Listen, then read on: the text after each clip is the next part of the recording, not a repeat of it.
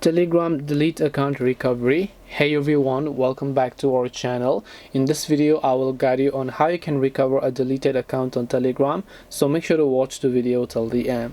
So if you want to recover a deleted account on Telegram, first of all it depends upon how long has it been since you tried deleting your account, because if it's already been like a week or something that you deleted the account, only been like a week and not a month, you can still recover it. But if it's been like over a month or two, then in that case you cannot recover your deleted account, because Telegram has a certain policy.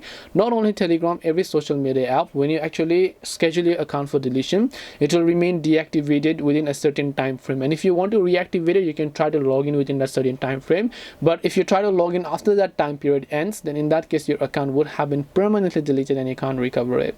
But if you're lucky sometimes, then you can open up Telegram here and then just tap the start messaging option, go on about entering the phone number as you normally do, and then just hit the arrow icon. It is going to send a verification code to that phone number, and then from there you should be able to go ahead and then basically recover your account. This way you should be able to recover deleted accounts on Telegram. Hope this video was very helpful. If you have any questions, feel free to leave them down below. Thank you for watching till the end, and see you soon in the next video.